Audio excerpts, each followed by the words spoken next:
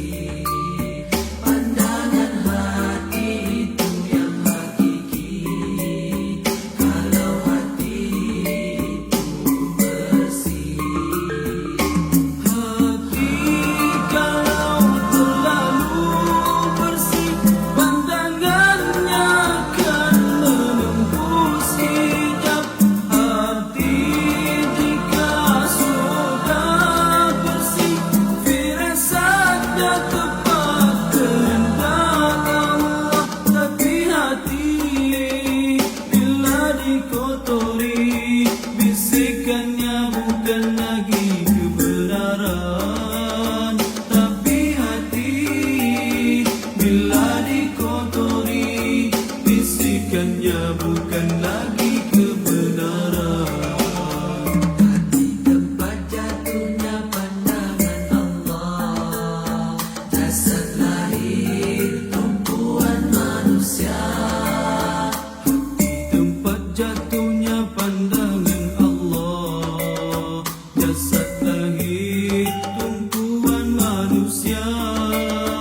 Utamakanlah pandangan Allah daripada pandangan manusia. Utamakanlah pandangan Allah pada pandangan manusia.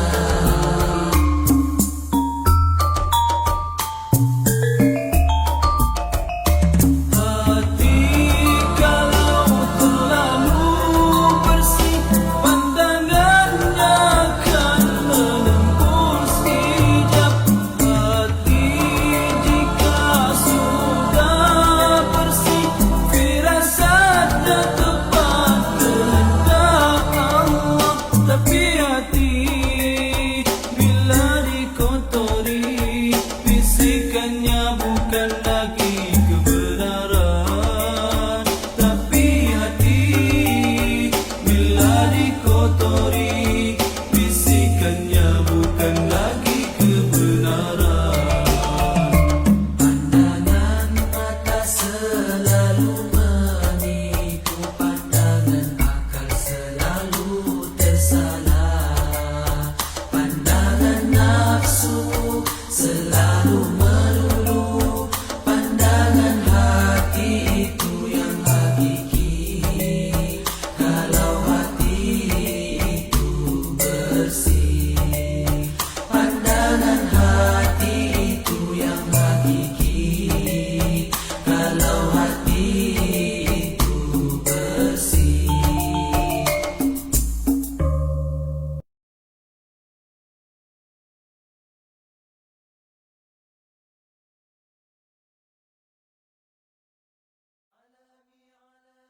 Alami ilahi ilahi ilahi, tibun nabawi, tibun nabawi.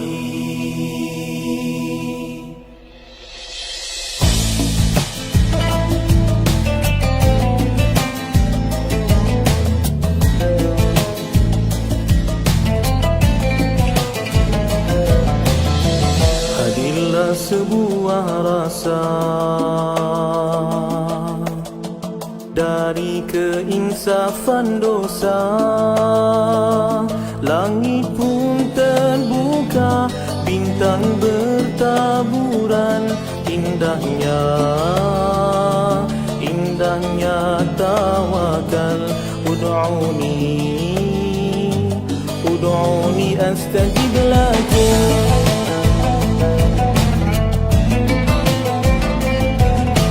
dari bumi, dari hati, herba penawar al-wahidah, halalan tayyiban. Ya Syafi, ya Syafi, ya Syafi, anta Syafi. Ya Syafi, ya Syafi, ya Syafi, anta Syafi. Ya Ilahi, ya Ilahi.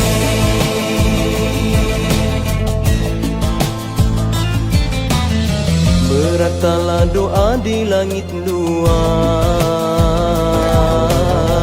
penuh harapan hati yang ikhlas, disinari cahaya Rabbani, syifa'ulin nasi. Anta Syafi, ya Ilahi, Anta Syafi, halalan tayyiban.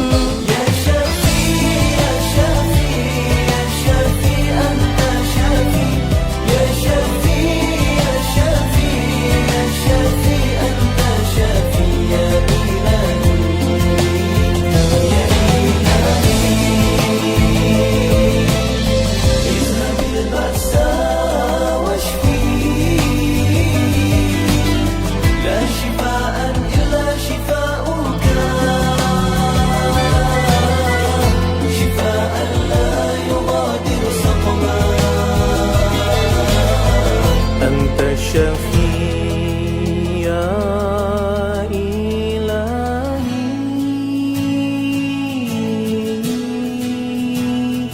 Allah.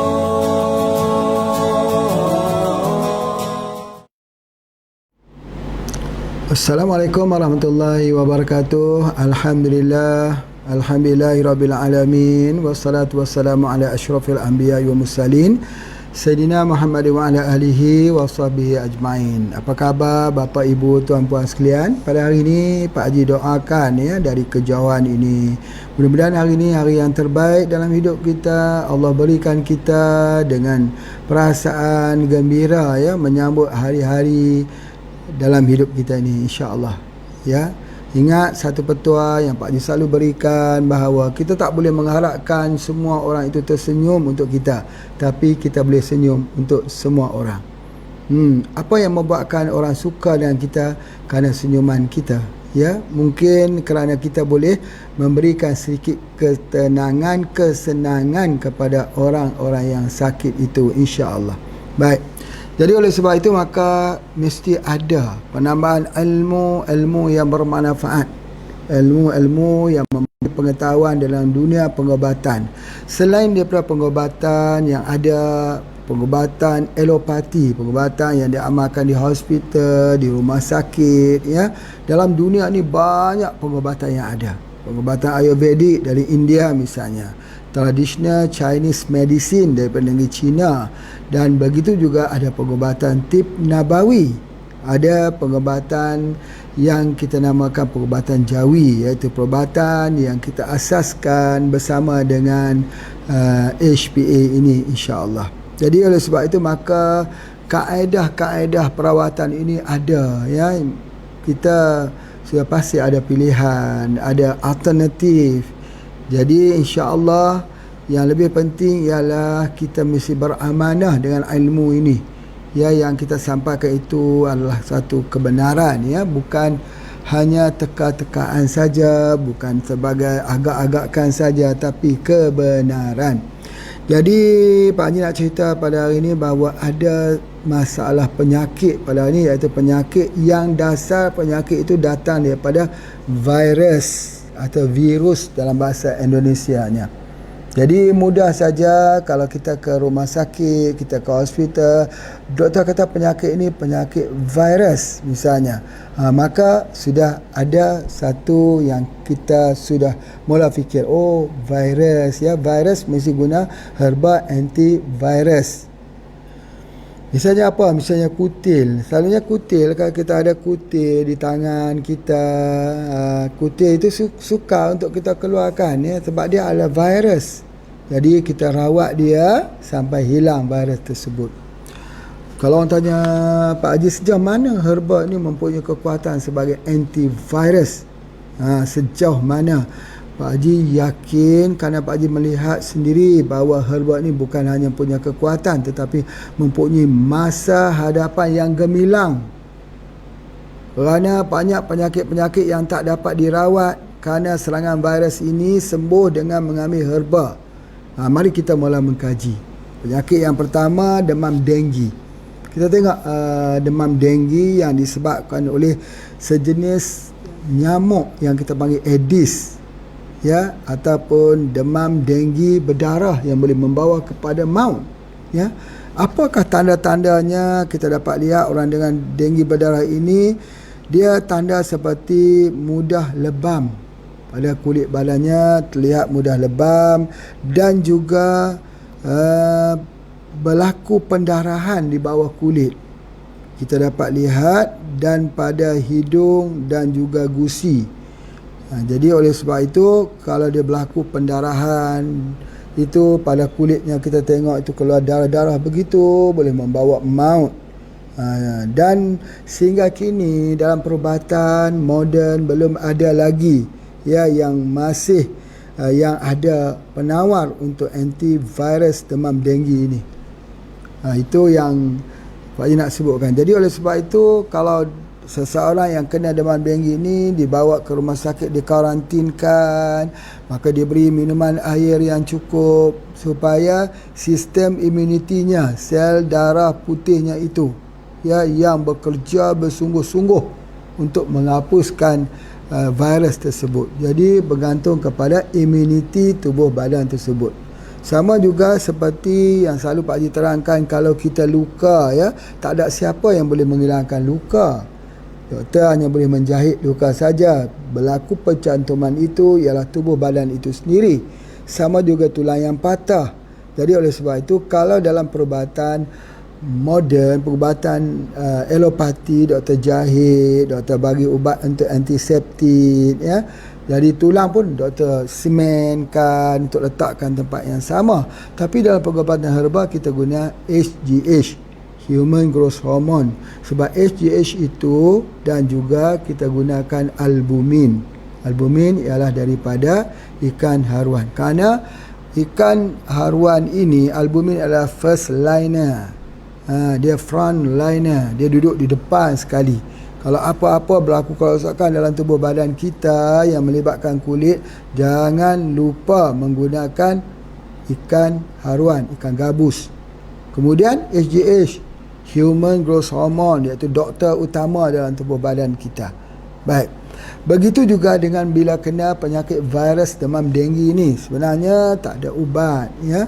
Jadi tubuh badan itu yang recover sendiri dan sebagainya. Namun begitu, dalam pemerhatian, pengkajian Pak Haji sepanjang bersama dengan herba ini, kerana dalam herba ini, kalau kita katakan dalam pengobatan ini ada dua bidang. Bidang pengkajian obat-obat itu dipanggil farmakologi. Farmakologi. Bagi kita, makmal farmakologi kita ialah hutan-hutan belantara itu. Di mana makmalnya itu? Tidak ada makmalnya, tidak ada laboratoriumnya, tetapi yang ada ialah laboratorium daripada pengalaman. Pengalaman itu penting sekali. Jadi kalau orang yang kena penyakit demam denggi, selalunya Pak Haji gunakan 18 kapsul saja. 3 waktu pagi, 3 waktu petang, 3 waktu malam. Hari yang pertama. Hari yang kedua, 3 waktu pagi, 3 waktu petang, 3 waktu malam. Hari yang kedua, 9, 2 hari ini 18 kapsul saja. Hari 3 insya-Allah sudah tercover. Orang kena demam denggi, kita tahu bahawa virus ini menjadi aktif di malam hari. Panas, ngilu, sakit sendi dan sebagainya, lebam-lebam itu dan sebagainya. Platelet darah turun lagi, makin rendah. Ada yang maut. Jadi dengan penggunaan ST2 daripada herba hutan yang Pak Haji gunakan ini, maka alhamdulillah, ini bukan hipotesis, ini adalah pengalaman. Bukan satu orang, tapi sudah beratus-ratus orang, mungkin malah beribu orang yang telah dirawat menggunakan SJ2 ini. Dia adalah antivirus. Masya Allah. Nanti banyak orang bertanya SJ2 ataupun antivirus itu daripada sumber apa. Nanti terangkan ya bagaimana kita mengenal herba-herba ini. Yang kedua ya, iaitu orang yang kena penyakit cacar air. Ya, cacar air juga daripada virus ya. Tanda awal dia ada ruam pada kulit kita. Ruam pada kulit, kemudian dia jadi bintik-bintik merah, kemudian berisi cairan dan gatal, kemudian kering, menggelupas. Itu adalah di antaranya. Jadi biasanya jadi di kepala, tangan, di kaki. Ini cacar air. Cacar air ini kalau kita nak rawat apa juga yang masalahnya, simptomnya tunjuk pada kulit. Virus ini dia sikit beza dengan tindakan bakteria. Kalau bakteria selalunya seperti bisul tu. Kulit dia pecah. Lepas tu dia menanah. Dia meletus. Tetapi virus ini tidak, dia akan jadi ruam-ruam merah. Sakitnya mula menyerang pada sebelah malam. Ya, selalunya jadi pada tangan, pada telinga, pada kaki, ya begitulah. Di belakang telinga dan sebagainya. Itu kita panggil cacar air. Dan ada satu lagi yang selalu kena pada kita ialah demam campak. Demam campak selalu kena dekat kita ini. Maka demam campak ini dia mengalami komplikasi yang serius. Dan demam campak ni suhu yang tinggi lah. Selalunya orang ada sesema, suhu tinggi, mata dia jadi merah, sensitif pada cahaya, ruam serta badan rasa gatal seluruh badan. Selalunya demam campak apa yang gunakan? Mesti boleh ingatnya. Kalau duduk di kampung dulu, kalau demam campak diberikan daun daripada daun mimba, daun mindi, daun mambu bahasa kita, daun nim. Daun nim itu adalah merupakan salah satu pengobatan herba untuk antivirus. Sebab itu di dalam masyarakat orang India, bila seorang itu kena virus, mereka akan ambil daun nim. Daun nim dibawa ke mana saja. Jadi India sewaktu virus corona ini, mereka banyak menggunakan daun nim. Jadi oleh sebab itu maka kita gunakan daun nim ini untuk demam campak. Ya, begitu juga untuk virus ini dalam ayam ya, dalam ayam. Dalam ayam pun makanan ayam dicampur dengan daun nim supaya dia ada antivirusnya. Masya Allah. Tetapi di dalam pengamalan kita selalu bagi spirulina. Ya, spirulina. Spirulina itu adalah herba yang baik untuk demam campak. Dan dicampur, dia sinergikan dengan SJ2. Bila spirulina disinergikan dengan SJ2, maka dia memberi kesan yang segera. Ya, spirulina ini warnanya hijau. Warna hijau.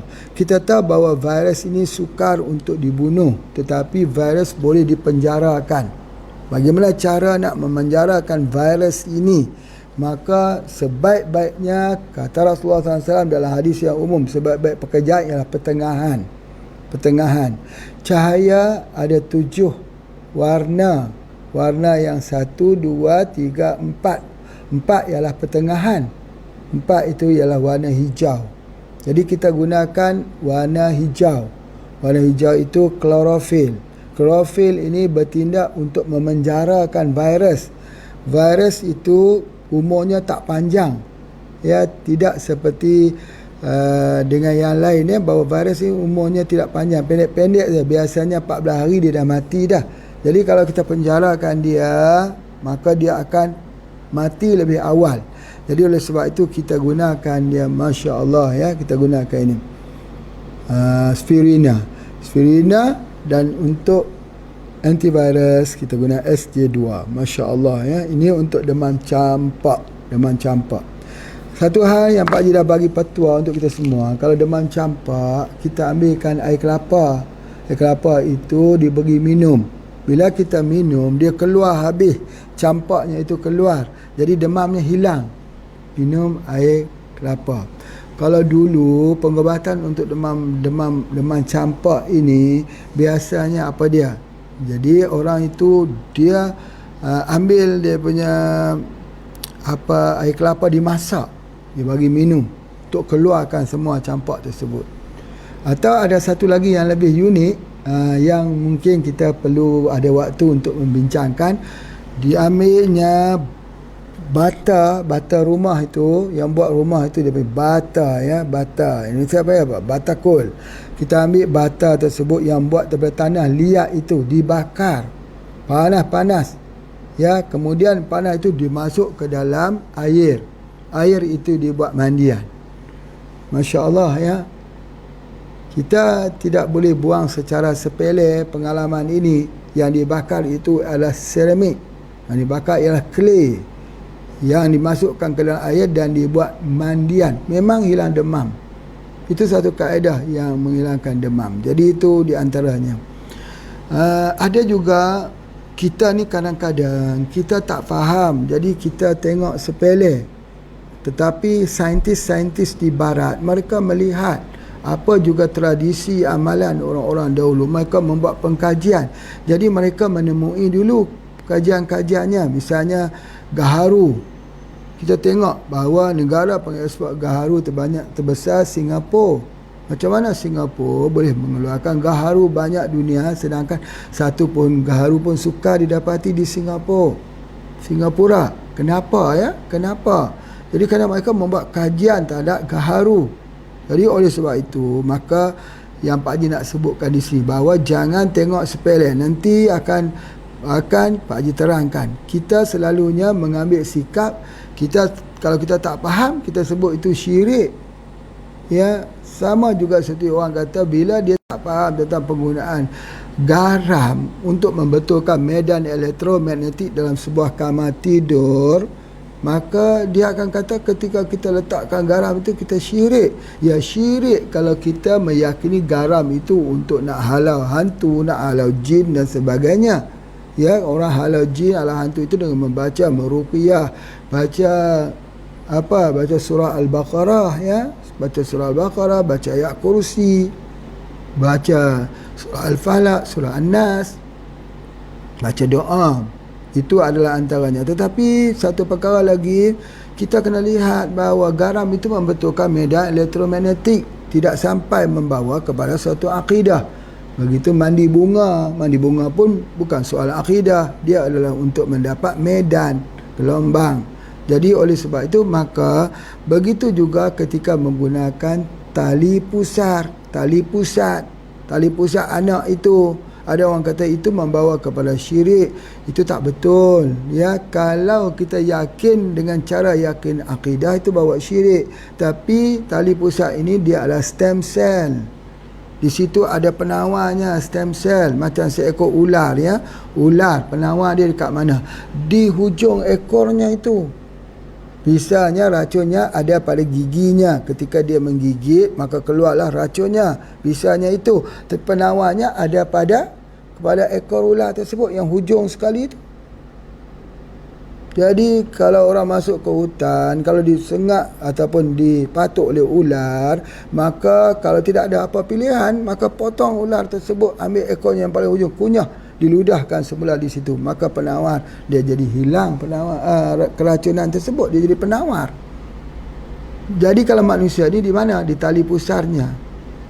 Itu adalah stem cellnya. Jadi kalau ada anak-anak yang imunitinya rendah, penyakit yang sukar untuk kita sembuh, maka gunakan stem cell yang ada di tali pusar. Sebab itu kalau di Malaysia sekarang sudah ada bank untuk simpan tali pusar tersebut. Jadi oleh sebab itu, ketika orang tua-tua dahulu mereka tidak tahu untuk menjelaskan, untuk explainkan kepada orang, maka pandangan-pandangan ilmu itu terkubur, mati, akhirnya dipandang buruk oleh orang. Tapi bila kita dapat menerangkan, maka Masya Allah, ya, itu adalah merupakan suatu kebaikan. Tetapi jangan lihat dalam pandangan-pandangan yang lain, lihat pada pandangan-pandangan pengobatan yang benar. Itu di antaranya. Baik, Ini yang Pak Haji sebutkan ada sangkutan bagaimana batu bata itu yang dibakar lalu dicampak ke dalam air, kemudian air itu diambil dibuat untuk mandian air daripada tanah liat. Seramik bagus sekali. Apatah lagi kalau kita pergi di Indonesia ada lagi makan tanah liat. Pak Haji duduk di Yogyakarta, Pak Haji tahu budaya orang sana, orang tua-tua di sana. Orang Jogja pun tak tahu. Pak Supri seorang saja yang tahu. yang lain-lain itu masih tak tahu. Ampu pun tak tahu. Apa tu ampu? Dia kata ampu ya amalan tradisi orang Jawa. Sesepuh kita dulu makan tanah liat, kelih, tanah lempung, itulah ambil dia makan tanah liat itu menghilangkan racun dalam tubuh badan. Mereka hidup umur 100 tahun. Kita hari ini 50, 60 sudah jalan pun sudah sengit. Bukan sengit, sudah miring. Itu sebab apa? Sebab kita meninggalkan daripada pengetahuan. Nanti kalau orang sekarang ni dia kata kenapa sesepuh kita makan ampu pula. Ampu tu tanah liat. Tanah dia duk buat atap rumah tu clay sebagainya. Masya Allah sangat bagus. Pak Haji pun selama duduk di Jogja memang minum ampu, makan. Tapi bukan makan setiap hari lah. Setiap hari makan tempe, makan nasi juga, makan singkong juga. Bukan makan ampu saja, tak makan nasi, tak makan tempe. Bukan begitu. Kena ada cara dia sebagainya. Baik, Masya Allah. Seterusnya yang virus ini ialah chikungunya. Chikungunya ini ialah virus juga. Ya, virus dan penyakit itu akan rasa sama seperti demam denggi. Hampir-hampir sama dengan demam denggi. Ya, kerana tanda penyakit tersebut dia itu demam berdarah juga, sama seperti demam berdarah. Ya. Dia demam sampai panjang, sakit sendi, ya, kemudian ruam, sakit kepala. Masya Allah. Salah satu herba yang bagus kalau kita tidak ada apa-apa ialah buah kurma, sari kurma. Yang mana satu sari, yang mana satu pati. Ini pun banyak juga orang bertanya dengan Pak Haji. Kenapa ada sari kurma, kenapa ada pati kurma? Sari itu pati, pati itu sari. Kalau kita nak perkemaskan lagi, sari pati. Sari pati, dua sekali kita sebut. Jadi sama sajalah. Buah kurma saja diambil kurma apa. Ada setengah ambil kurma daripada Algeria. Macam yang dekat Malaysia ni ada sari kurma yang Pak Haji keluar itu kurma bertangkai. Kurma yang ada tangkai yang ambil daripada negara-negara seperti Algeria dan sebagainya. Ya, itu adalah di antaranya. Jadi sudah banyak di rumah-rumah sakit yang telah menggunakan sari kurma ataupun pati kurma. Memang betul kalau kita gunakan itu. Cuma kalau nak kita cepatkan lagi, tambah dia dengan habatus sauda. Jadi sari kurma plus habatus sauda khusus untuk chikungunya. Ini telah Pak Haji praktikkan. Ya. Jadi di mana kita dah cuba, kita campurkan saja minyak habatus sauda plus dengan daripada pati kurma, berikan minum. Masya Allah, kesannya sangat-sangat baik. Dan kalau ditambah lagi dengan SJ2, Masya Allah, ya, dia jadi ubat chikungunya. Jadi penyakit-penyakit ini sudah berlalu tetapi boleh datang semula. Dan virus ini boleh beradaptasi, berubah menjadi penyakit baru. Ya? Baik. Begitu juga dengan ada satu lagi demam Ebola. Demam Ebola ini dia punya juga adalah merupakan daripada virus. Itu maksudnya Ebola ini dia menyebabkan pesakit itu mempunyai suhu 38.6 darjah Celsius. Wah, tinggi ni.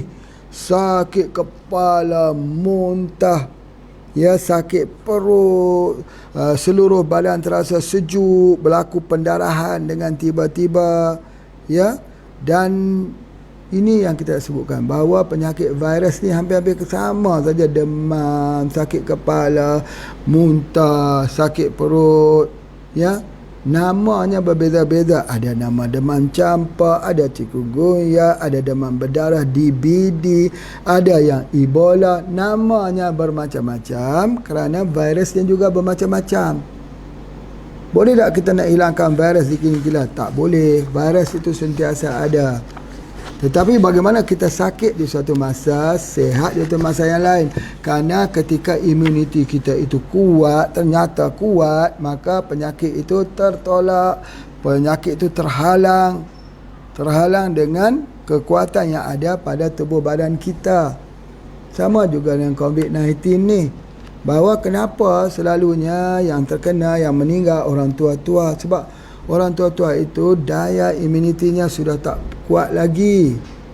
Bagaimana dia jadi lemah, begitulah di sistem imunitinya juga lemah.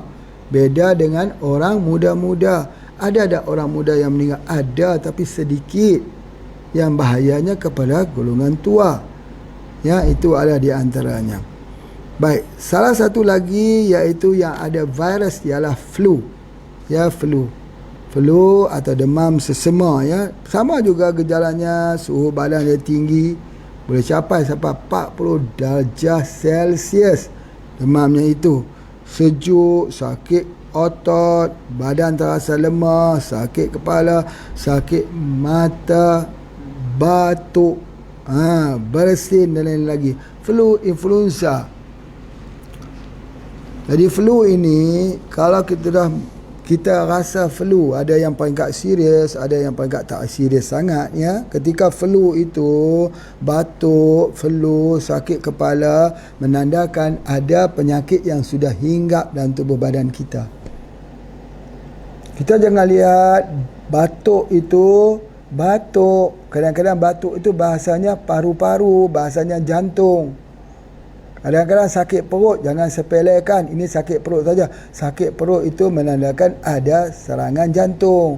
Jadi apabila seorang itu ada flu, ada sakit kepala, ada demam, ada batuk pilek, ini menandakan ada, dalam tanda kutip, penyakit yang sudah menyerang dalam tubuh badan kita.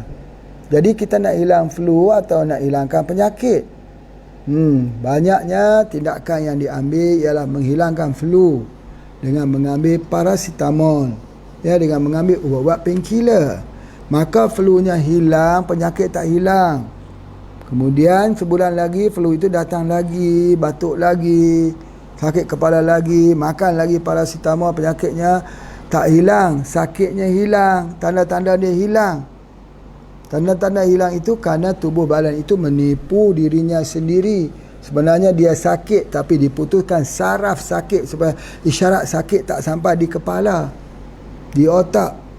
Jadi dia tak rasa sakit padahal dirinya sakit. Itulah kerja yang dijalankan oleh yang bernama drug, ya, yang dijalankan sebagai painkiller.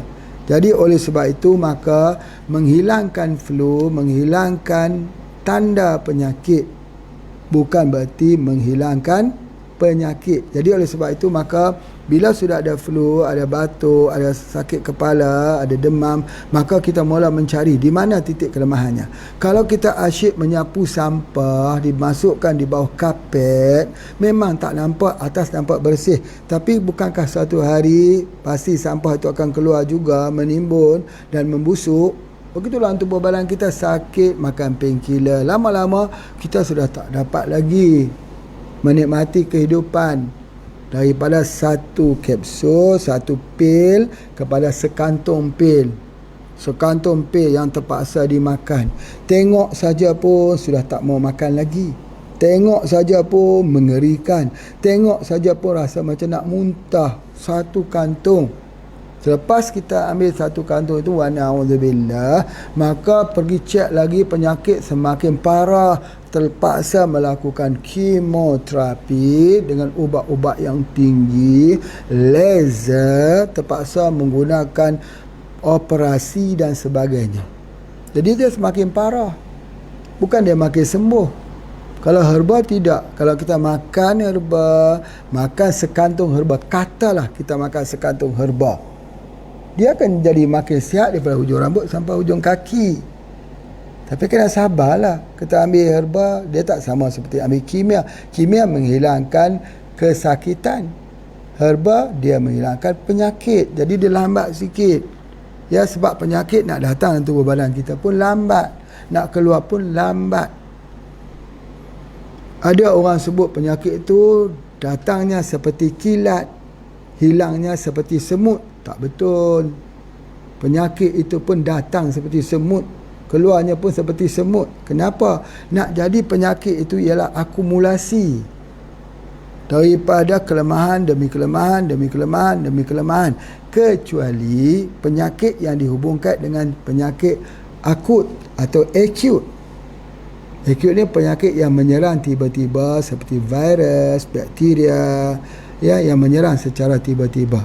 Itu memang betul lah falsafah yang mengatakan datangnya seperti kilat, perginya seperti semut. Semut pun tak mengapa kalau dia mau pergi. Kalau dia tak mau pergi, bagaimana? Terpaksa menanggung beban seumur hidup dengan membawa sekantung ubat-ubatan kimia.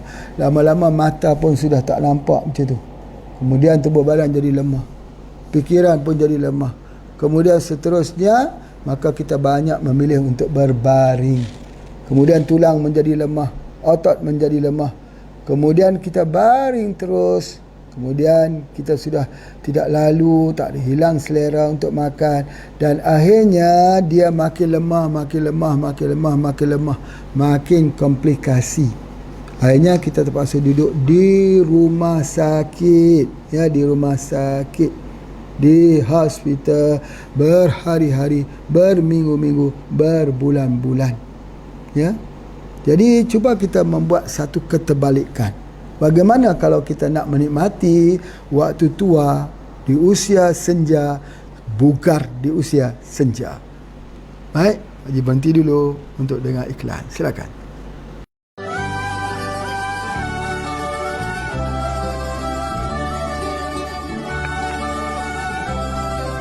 Saya memetik kata-kata mutiara oleh guru kita, Tuan Haji Ismail bin Haji Ahmad.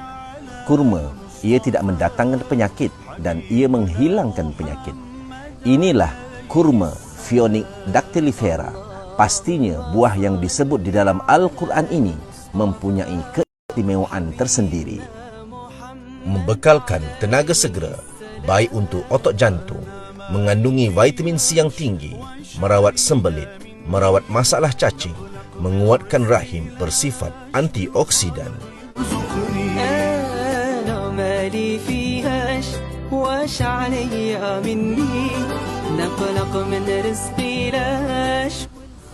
Kurma ini diambil dalam pelbagai cara. Salah satunya diambil dalam bilangan ganjil 3, 5, 7. Selain itu, ia diambil dalam bentuk pati kurma seperti yang ada di HPA International ini. Jangan lupa dapatkan pati kurma asli tanpa gula keluaran HPA International.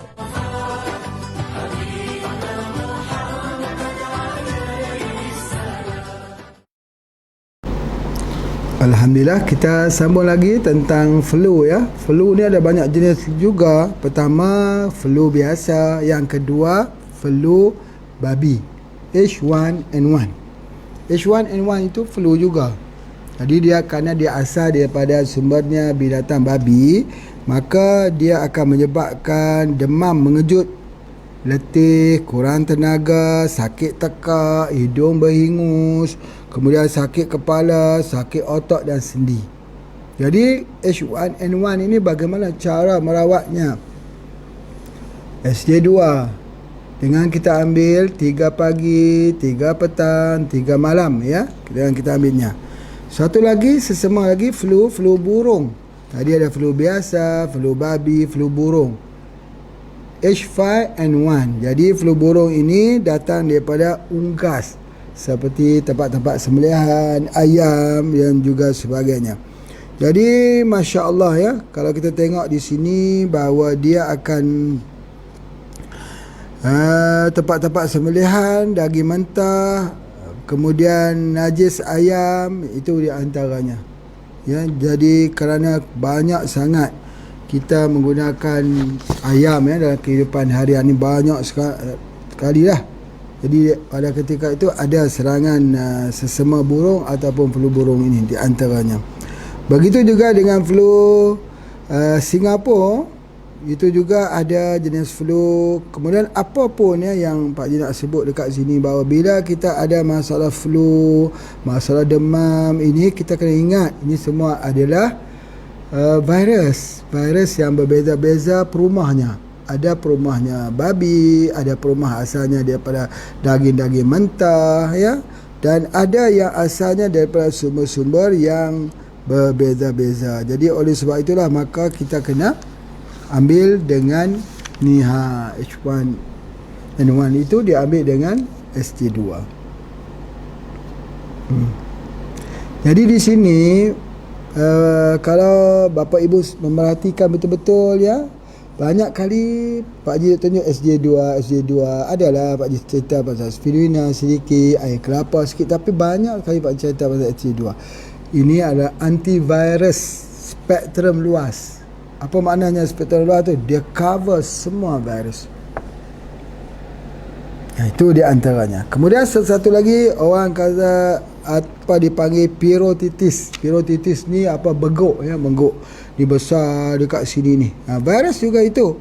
Ya, virus di mana kelenjar air liur ini dia akan jadi bengkak, dan juga dia ada juga yang pergi ke bahagian keranut zakar ya, juga dia jadi juga ke situ. Dan ini simptom-simptomnya ialah tidaklah teruk kepada kanak-kanak ya, kita lalu berlaku kepada dewasa, tetapi akibatnya ialah mandul.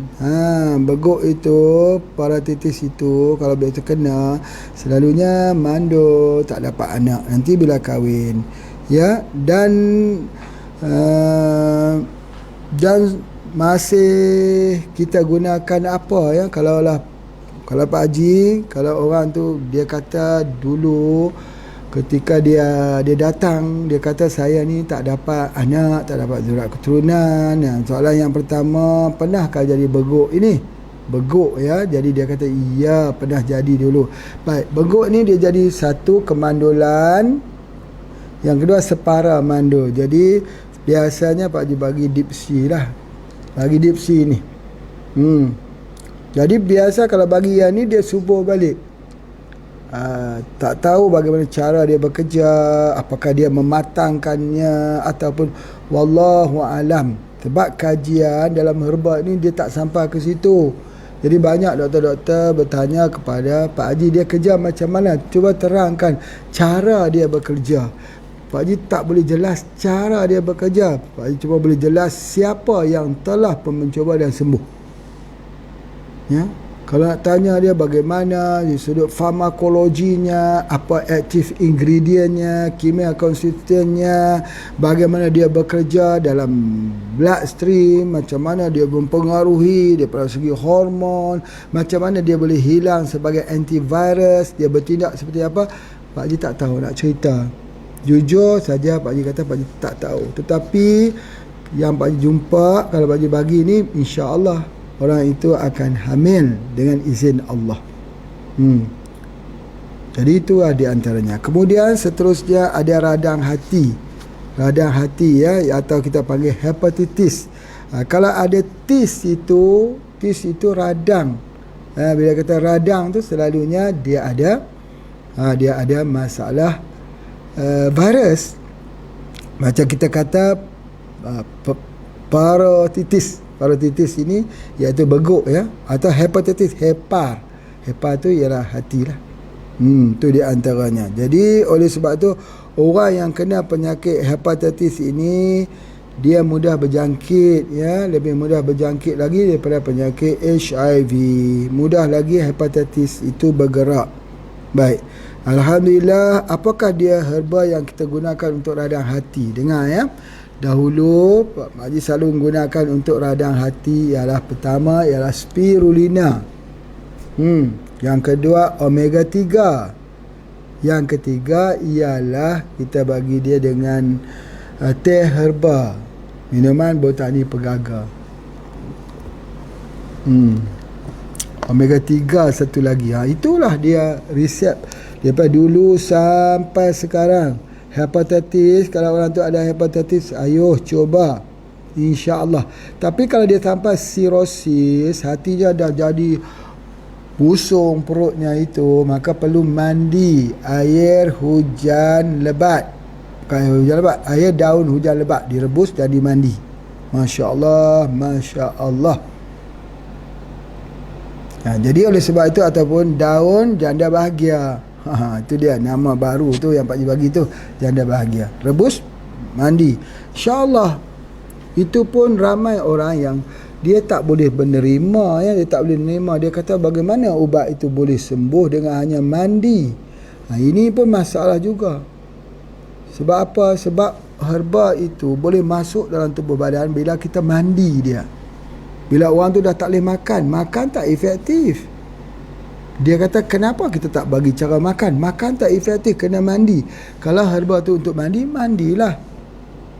Jadi ada setengah herba macam Pak Haji buat khusus herba untuk stroke. Stroke ini kan pecahnya pembuluh darah di kepala, ya, kanan atau kiri. Dia panggil cerebrovascular accident. Kalau di jantung dia panggil cardiovascular. Jadi cerebro, otak, cerebrum. Baik, bila dia pecah daripada pembuluh darah di sini, kita makan ubat itu, dia pergi ke perut. Bila dia pergi ke perut, dia lambat untuk sampai ke otak. Jadi selalunya herba tak efektif. Kenapa? Mengubat orang penyakit stroke, kenapa lambat berkesan? Ubatlah.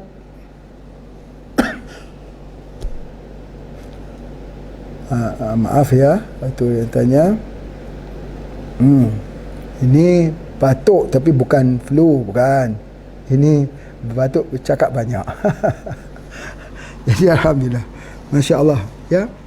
Gimana Pak Haji Bonti tadi? Okey, baik. Jadi oleh sebab itu, maka oleh keadaan stroke, ya, stroke, maka ubatnya sekarang kita tak perlu makan lagi. Dulu ada masuk ikut mata, wave. Bersama dengan SGH, kita semprot di lidah, masuk ikut mata. Sekarang Pak Haji pergi satu langkah yang lebih advance. Tak payah masuk mata, tak payah spray ikut lidah. Hanya masuk ikut ubun-ubun dia. Di sini. Di atas ubun-ubun ni. Bila kita spray di atas ubun-ubun ini, dia serat terus dia pergi ke cerebro. Terus dia sembuh. Biasanya 7 hari dah boleh bergerak dah. Kalau tidak, 3 bulan, 6 bulan, setahun. Tak mau bergerak lagi. Tapi sprot terus ke hidung, cepat dia bergerak. 7 hari dah bergerak. Itulah perkembangan pengobatan. Macam mana herba tu boleh masuk ikut kepala kita, ya? Baik. Di dalam tubuh badan kita ni ada pintu. Salah satu pintunya di atas kepala ini. Yang Pak Haji nak ceritakan bahawa kepala ini kalau dipatuk oleh ular di atas kepala itu mati terus. Pasal apa? Sebab dia menyebar seluruh di tubuh badan kita. Begitu juga orang guna bekam di kepala, orang guna acupuncture di kepala. Obat pun macam itu juga, dispraykan di atas kepala, dispraykan di ubun-ubun kepala tersebut. Masya Allah untuk stroke. Cubalah. Macam mana kita nak tahu kata orang tu akan timbul gejala stroke, sakit ni. Sini sakit. Sama ada dia ada darah tinggi atau tidak ada darah tinggi, itu tak jadi masalah. Tetapi sakit di dua bahu ini menyebabkan dia kaku. Ketika nak menoleh itu sakit, situ sakit. Maka semprot dekat sini, sekejap saja dia boleh, dah, sudah boleh.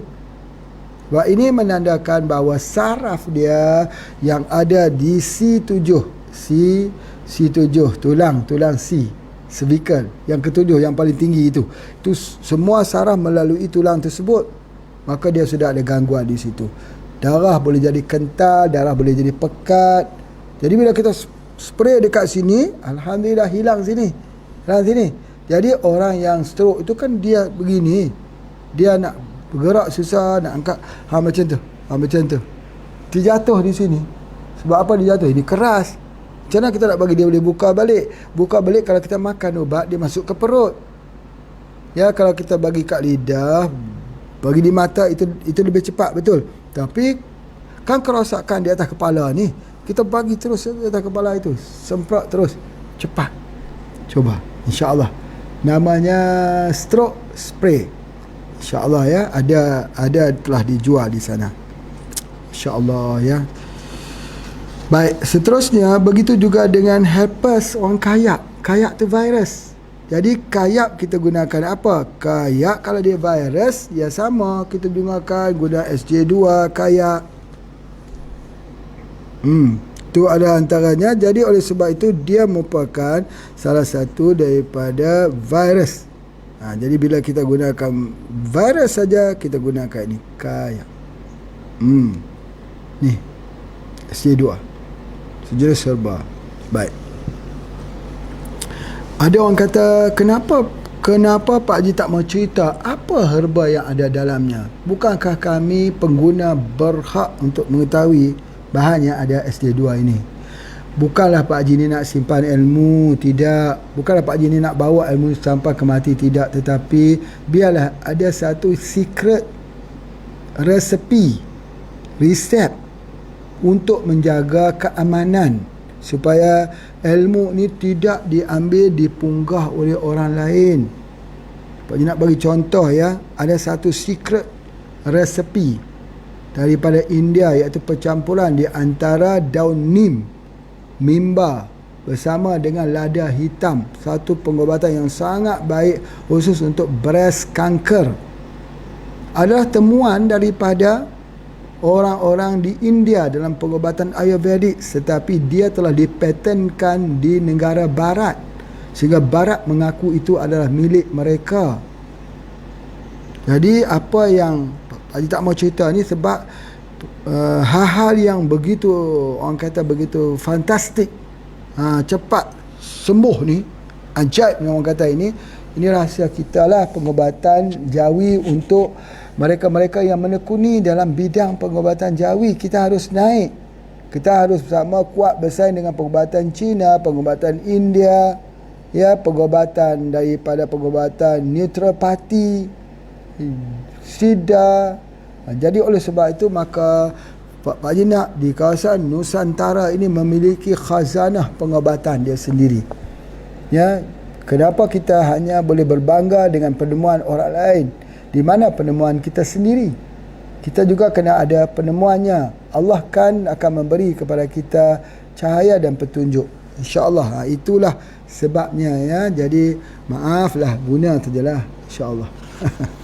Baik, seterusnya ialah HIV, HIV, AIDS. Itu juga adalah virus.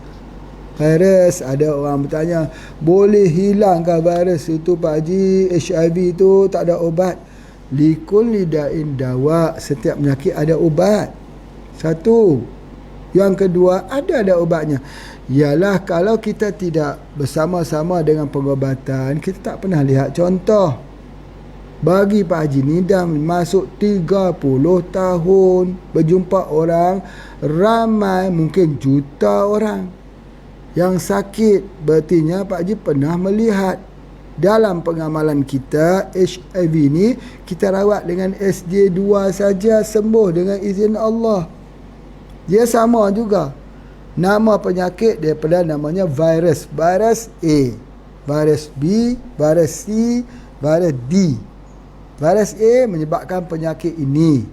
Virus B menyebabkan penyakit ini. Virus C menyebabkan penyakit ini. Jadi dalam pengobatan alopati, setiap penyakit itu dikhususkan, ini obatnya. Virus A, ini obatnya. Virus B, ini obatnya. Virus C, ini obatnya. Tapi dalam pengobatan herba, dia tak begitu. Herba ini dia mempunyai satu spektrum luas. Kita percaya herba mempunyai satu spektrum luas.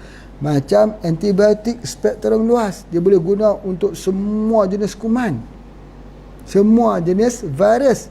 Kalau datang herpes, SJ2, H1N1, SJ2, H5N1, SJ2, flu, SJ2, kayak, herpes, banyak, semua menggunakan SJ2 sebab dia mempunyai spektrum yang luas. Soalannya timbul lagi keraguan. Orang kata betul tak betul. Baik, pertanyaan betul tak betul itu keraguan. Bila dia tanya saja betul tak betul, artinya keraguan.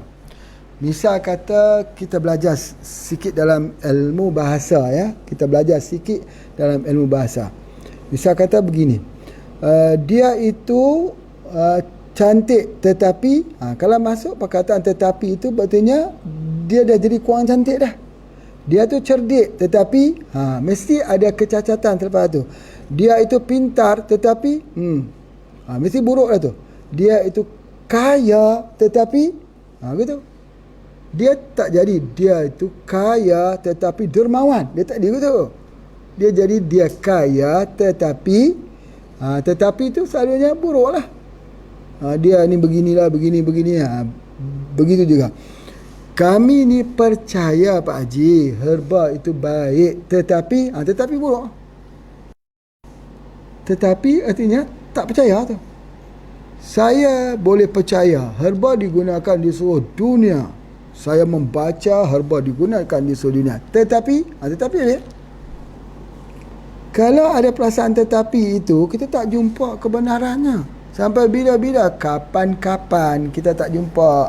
Sebab apa? Sebab kita sudah block mind kita, otak kita, pandangan kita untuk terima herba. Macam mana herba itu kita nak boleh benarkan dia untuk kita gunakan, sedangkan herba itu ada direction of cure, ada lepas ambil dia kadang-kadang dia lebih sakit. Dia, kalau orang tu tidak ada hati, atau dia berhati-hati, atau dia separuh hati, maka itu menyebabkan apa juga hasil lepas mengambil herba itu menyebabkan sebab untuk membuatkan sebab untuk dia berhenti herba. Macam mana nak sembuh?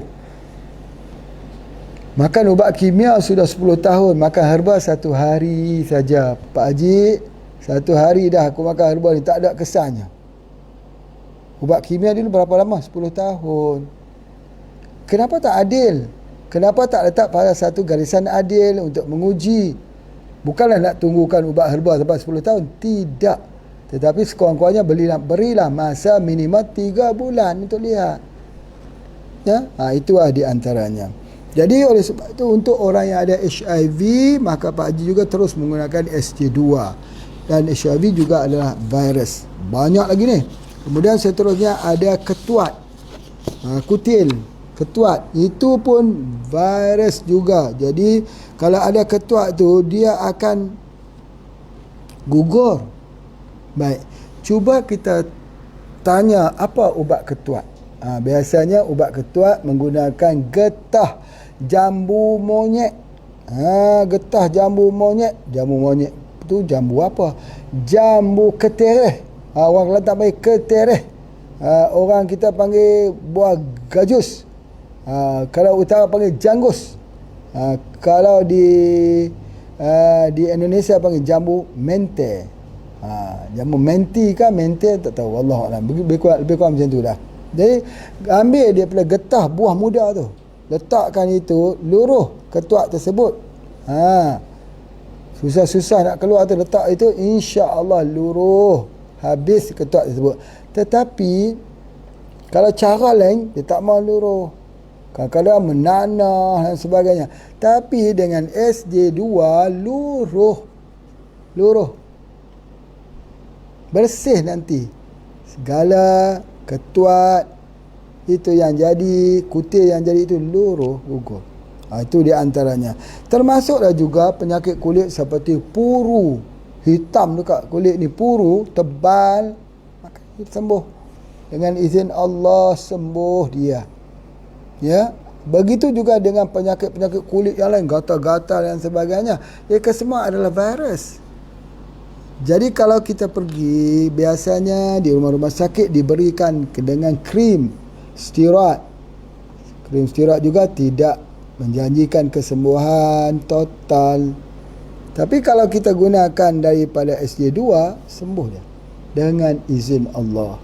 Itulah dia yang Pak Haji sebutkan, penawar itu dalam bidang farmakologi itu ada di dalam hutan-hutan kita. Itu di antaranya. Begitu juga dengan malaria, demam malaria. Cerita pasal demam malaria ni sangat-sangat menarik ya, ketika dalam perang dunia yang kedua demam malaria menular kepada penduduk dunia. Kesembuhannya hanya dengan ambil rebusan pokok pasak bumi, minum, kerana pasak bumi juga adalah antivirus. Jadi Masya Allah, jadi apabila kita kena COVID-19, maka jangan lupa pokok pasak bumi. Di mana nak ambil pasak bumi tu? Kopi Radik Mas Cawan, kapsul Radik, dan produk-produk kita yang mempunyai pasak bumi. Itu adalah sangat-sangat penting. Jadi oleh sebab itu, kalau kita tak mau pokok pasak bumi, tak mengapa, ambil SJ2 juga, kita sembuh insya-Allah. Begitu juga dengan MERS ya. MERS ya, ini sesama unta. Jadi oleh sebab itu, kalau kita tengok COVID-19 ni, dia nak macam MERS. Ya, dia nak macam dia punya kesema unta sifatnya. Itu ada di antaranya. Jadi begitu juga dengan sesama yang nama sesama saja, itu virus. Kita berikan dia dengan SJ2. Begitu juga dengan polio. Ni polio. Selalunya polio ni dia kita tengoklah selalunya sensitif. Sangat polio ini sampai kadang-kadang menyebabkan orang itu ya, orang itu jadi dalam keadaan dia boleh masuk ke darah, menyebabkan kelemahan otot dan kelumpuhan. Lumpuh, dia tak boleh nak berjalan, tak boleh nak berdiri dan sebagainya. Macam mana nak hilangkan polio ni? Itulah bagi kata SJ2 boleh gunakan spirulina, boleh gunakan minuman botani. Tapi kena ingat dahulu kena ada carrier dia. Apa dia? Omega 3. Omega 3. Kalau tak ada omega 3 apa? Jangan lupa gunakan albumin. Penyakit kulit ni ceritanya bagi albumin plus. InsyaAllah sembuh. Itu di antaranya. Ini plus ini nanti orang bertanya Pak Haji pula, macam mana dengan pakatan plus ni? Cerita pakatan plus pula. Pak Haji bukan nak ulah pakatan plus. Pak Haji nak sebut plus itu maksudnya guna herba plus lagi dengan herba yang lain. Ya. Masya Allah ya. Baik. Kemudian penyakit anjing gila. Anjing gila itu juga virus. Jadi kita ubat dia dengan SJ2. Ya, SJ2. Kemudian begitu juga dengan penyakit rubella. Rubella ini banyak sekali lah. Selalu orang sebut sebagai penyakit demam campak Jerman. Jerman. Jadi oleh sebab itu, maka dia adalah merupakan salah satu daripada virus. Begitu juga dengan tipes. Kalau tipes pun dia guna virus juga, kita bagikan. SJ2. Tipes SJ2. Jadi begitu. Jadi Masya Allah ya. Kemudian Zika juga boleh kita rawat dia dengan SJ2. Dan Zika ini kalau kita tengok, kepala anak tu dia jadi kecil di atas. Jadi di antara. Jadi oleh sebab itu maka kita merawat itulah semua jenis-jenis penyakit virus yang ada yang menyerang manusia pada masa kini. Jadi secara kesimpulannya Pak Haji tunjukkan, maka yang pertama yang induknya ialah SJ2, antivirus untuk mematikan virus. Yang kedua ialah spirulina yang kita gunakan untuk memenjarakan virus. Dan yang ketiganya kita gunakan minuman botani pegaga. plus dengan omega 3 ataupun kapsul haruan albumin. Itu di antaranya. Jadi kalau kita nak tambah yang lain, barulah ada deep sea untuk mereka yang jadi beguk, yang menyebabkan sukar untuk hamil, dan kita gunakan juga anti-rats, ya, kita boleh menggunakan. Jadi oleh sebab itu, misal kata tipes, katalah tipes tu kalau boleh kita juga menggunakan dia daripada apa, kita gunakan daripada anti-rats. Jadi masya-Allah. Jadi itulah dia herba-herba yang menjadi bekalan di sepanjang perjalanan sebagai seorang perawat herba.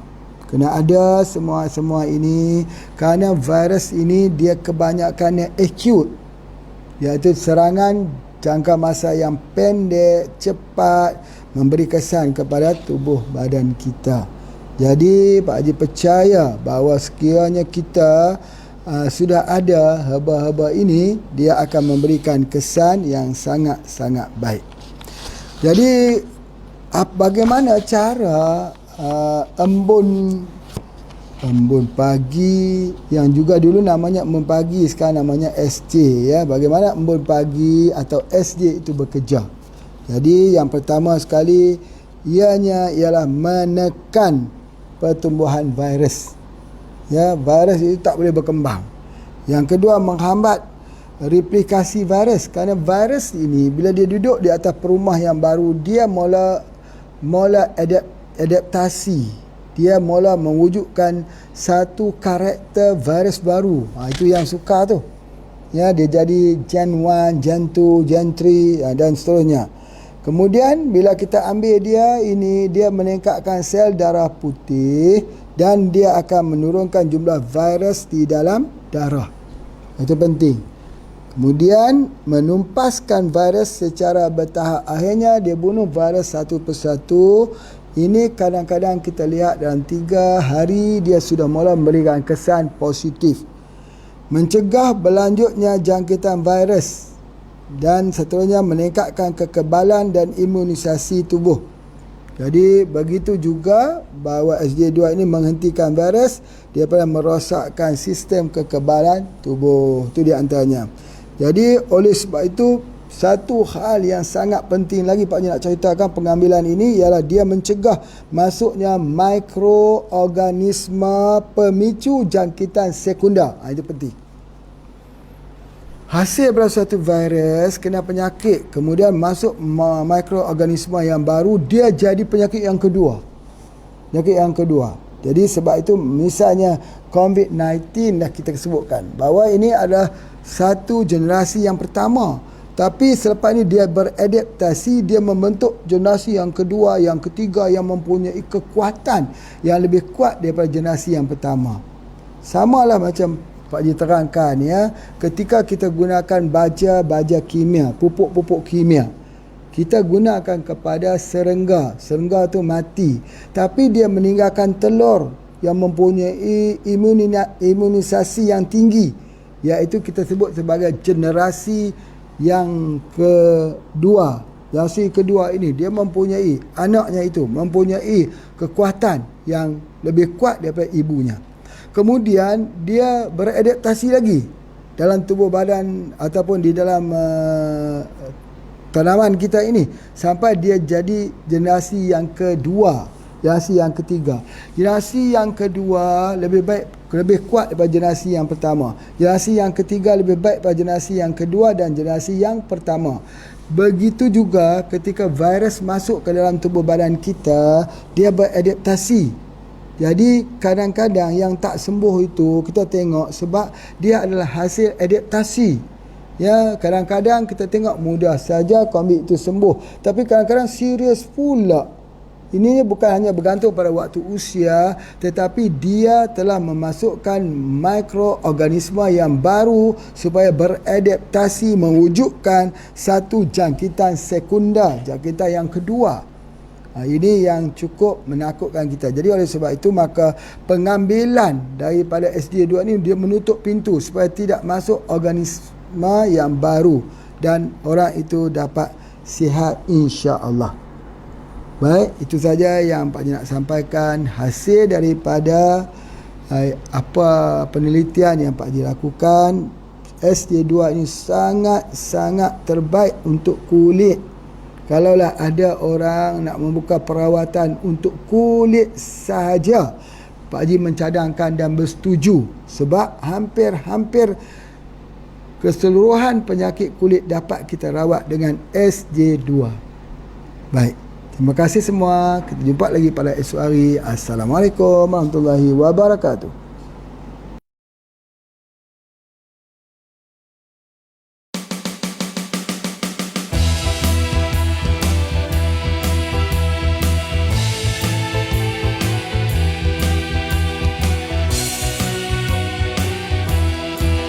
Susah senang kita bersama, tentu badai ombak samudera, gegap heran berpegangan tangan, perjalanan kita masih panjang. Susah senang kita bersama, tentu badai ombak samudera, gegap heran berpegangan tangan, perjalanan kita masih panjang. Susah senang kita bersama, biar jatuh bangun semula. Susah senang kita bersama, biar jatuh bangun semula. Sudah lumrah orang berjuang, walau lelah ditempuh juang. Sudah lumrah orang berjuang, walau lelah ditempuh juang.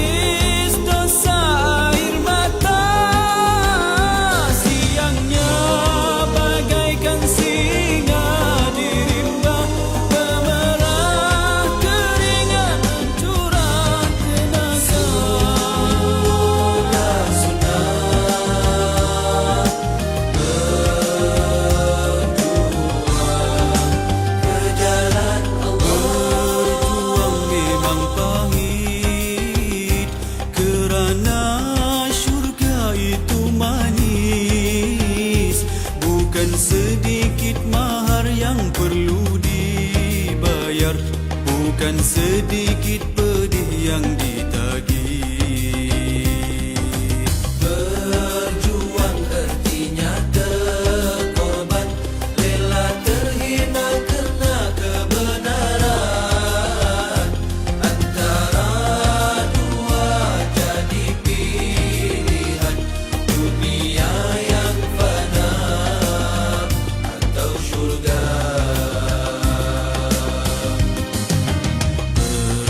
Berjuang tak pernah senang, ombak derita tiada henti. Kenang resah silih berganti, inilah sunnah orang berjuang.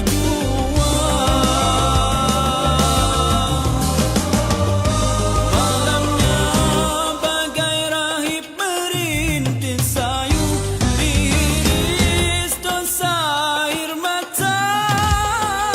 Siangnya bagaikan singa dirimba, memerah keringat mencurah tenaga.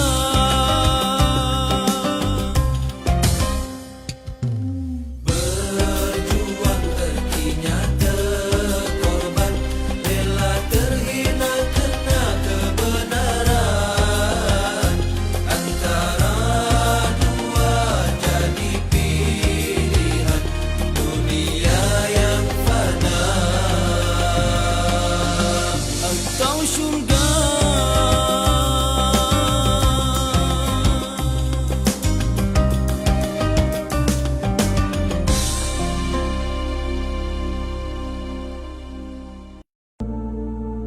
Sudah sunnah orang berjuang, mengembala dan berkelana. Miskin dan papa jadi tradisi, berenggang dengan anak dan istri.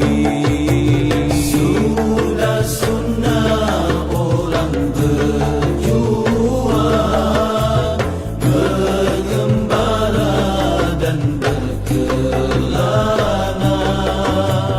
Miskin dan papa jadi tradisi, berenggang dengan anak dan istri. Biasanya para pejuang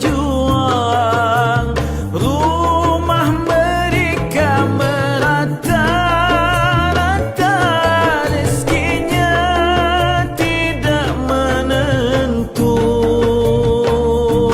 Tidur baringnya tak berwaktu,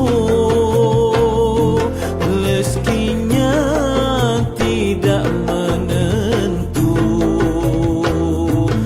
Tidur baringnya tak berwaktu. Orang lain membuat hal-hal, tapi dia membuangnya. Orang lain kawan terbatas, tapi pejuang kawan merata. Orang lain musuhnya kurang, pejuang musuh tidak terbilang. Orang lain musuhnya kurang, pejuang musuh tidak terbilang. Sudah sunnah orang berjuang, mengembara dan berkelana. Miskin dan papa jadi tradisi, berenggang dengan anak dan istri.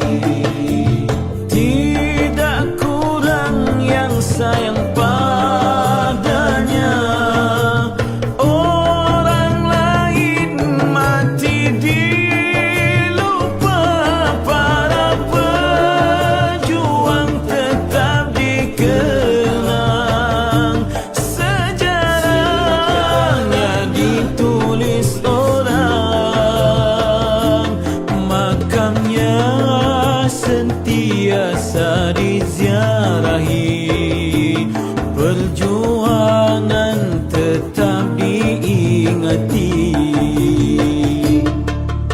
Sudah sunnah orang berjuang, bergembara dan berkelana, miskin dan papa jadi tradisi, berenggang dengan anak dan istri. Sudah sunnah orang berjuang.